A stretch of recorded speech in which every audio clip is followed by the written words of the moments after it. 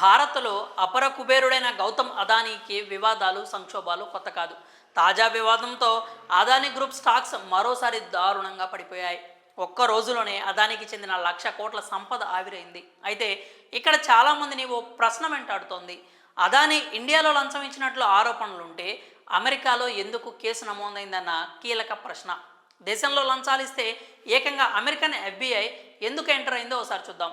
కేంద్రంలో బీజేపీ మళ్ళీ అధికారంలోకి రాబోతుందని, మోడీ మరోసారి ప్రధాని అవుతారన్న వార్త వచ్చినప్పుడు అదానీ స్టాక్స్ విపరీతంగా పెరిగాయి. అయితే అదానీ కంపెనీపై ఒక్క అవినీతి మరక పడగానే ద లాల్ స్ట్రీట్ షేక్ అయింది. స్టాక్ మార్కెట్లు కుప్పకూలాయి. ఇది దేశ ఆర్థిక వ్యవస్థపై అదానీ చూపుతున్న పవర్గా చెప్పుకోవచ్చు. ఆర్థిక వ్యవస్థకు రాజకీయ రంగంతో దాదాపు విడదీయలేని బంధం ఉంటుంది. ప్రస్తుతం అదానీ సంస్థల చైర్మన్ గౌతమ్ అదానీపై అమెరికాలో కేసు నమోదైంది. అదానీ గ్రూప్ విషయంలో ఏకంగా FBI ఎంటర్ అవ్వడం చాలా మంది వ్యాపారవేత్తలను షాక్కు గురి చేసింది. అదానీ కంపెనీలో లంచాలు ఇచ్చిందా ఇవ్వలేదా, ఇస్తే ఏ రాష్ట్రంలో ఎవరెవరికి ఎంతెంత ఇచ్చారు, అమెరికా దగ్గర ఆ వివరాలన్నీ ఉన్నాయట. ప్రస్తుతం అవన్నీ అమెరికా కోర్టు వద్ద ఉన్నాయి. దానికంటే ముందు అమెరికన్ చట్టాల గురించి కొంచెం తెలుసుకోవాలి. అమెరికాలో ఫారెన్ కరప్ట్ ప్రాక్టీసెస్ యాక్ట్ అనే ఓ ముఖ్యమైన చట్టం ఉంది. దాని ప్రకారం ఏ కంపెనీ అయినా అమెరికాలో నిధులు సమీకరిద్దామనుకుంటే దానికి క్లీన్ రికార్డు ఉండాలి. అది అమెరికా కంపెనీ కాకపోయినా సరే ఖచ్చితంగా కంపెనీ ట్రాక్ రికార్డు క్లీన్గా ఉండాల్సిందే. ప్రపంచంలోని చాలా దేశాల్లో మేనేజ్ చేసినట్టు అమెరికాలో చేద్దామనుకుంటే అక్కడి చట్టాలు ఒప్పుకోవు.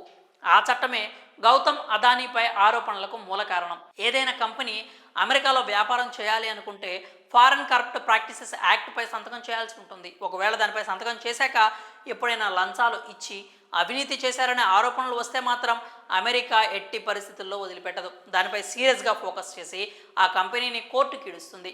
అదానీ కంపెనీ భారత్తో వ్యాపారం చేస్తూ కొందరు అధికారులకు లంచం ఇచ్చింది అనేది అమెరికా కోర్టు ప్రధాన ఆరోపణ. ఈ క్రమంలో ఫారెన్ కరప్ట్ ప్రాక్టీసెస్ యాక్ట్ కింద అదానీ కంపెనీ చేసింది చట్ట విరుద్ధమైన పని. అందుకే ఇండియాలో లంచం ఇచ్చిందనే ఆరోపణలకు అమెరికాలో కేసు నమోదైంది. అదానీ గ్రూప్లోని అదానీ గ్రీన్ ఎనర్జీ పైనే తాజాగా ఆరోపణలన్నీ వస్తున్నాయి. ఈ కంపెనీ బాండ్ల రూపంలో అమెరికాలో $600 మిలియన్ నిధులు సేకరించాలి అనుకుంది. అంటే మన కరెన్సీ ప్రకారం దాదాపుగా 5,600 కోట్ల రూపాయలు. బాండ్లు అప్పుల రూపంలో మొత్తం 25,000 కోట్ల రూపాయల వరకు సేకరించారు. ఇంత భారీగా అప్పు తీసుకున్నప్పుడు ఆదాయం కూడా చూపించాల్సి ఉంటుంది. తమ వ్యాపారం, వచ్చే ఆదాయం, అందులోని లాభాల గురించి చెప్పి అదానీ గ్రీన్ ఎనర్జీ నిధులు సమీకరించింది. తమకు అన్ని పన్నులు పోగా 20 ఏళ్లలో 16,800 కోట్ల రూపాయల లాభం వచ్చే సోలార్ ఎనర్జీ బిజినెస్ పై అగ్రిమెంట్లు చేసుకున్నామని కంపెనీ తెలిపింది. భారీ లాభాలు వచ్చే అగ్రిమెంట్స్ చూపించడంతో కంపెనీ బాండ్లు కొనేందుకు చాలామంది ఆసక్తి చూపారు. అమెరికాతో పాటు కెనడా, ఇతర దేశాల ఇన్వెస్టర్లు అదానీ గ్రూప్లో పెట్టుబడులు పెట్టారు. కానీ ఆ తరువాత తేలింది ఏమిటంటే తమకు 17,000 కోట్ల రూపాయల లాభం వస్తుందని చెప్పి చూపించిన అగ్రిమెంట్ల వెనక అవినీతి జరిగింది అనేది ప్రధాన ఆరోపణ. అది కూడా 2,100 కోట్ల రూపాయలను భారత్లోని వివిధ రాష్ట్రాల అధికారులకు లంచంగా ఇచ్చారనేది అమెరికా కోర్టు ఆరోపణ. అదానీ గ్రీన్ ఎనర్జీ అవకతవకలపై ఇండియాలో కూడా సివిల్ కేసు ఫైల్ అయింది. స్వయంగా స్టాక్ ఎక్స్చేంజ్ బోర్డ్ ఆఫ్ ఇండియానే ఈ కేసు వేసింది. ఈ కేసు నడుస్తుండగానే అమెరికాలో తీవ్రమైన కేసు అదానీపై నమోదైంది. ఈ నేపథ్యంలో అదానీ అరెస్ట్ తప్పకపోవచ్చని సమాచారం. అదానీపై యాక్షన్ తీసుకోవాలంటూ, అరెస్ట్ చేయాలంటూ ప్రతిపక్షాలు కూడా డిమాండ్ చేస్తున్నాయి. ఇన్ని ఆరోపణల మధ్య అదానీ గ్రూప్ ఓ స్టేట్మెంట్ ఇచ్చింది. సోలార్ పవర్ కాంట్రాక్టులు దక్కించుకోవడం కోసం తాము ఎవరికీ లంచం ఇవ్వలేదు అంటూ క్లారిటీ ఇచ్చింది.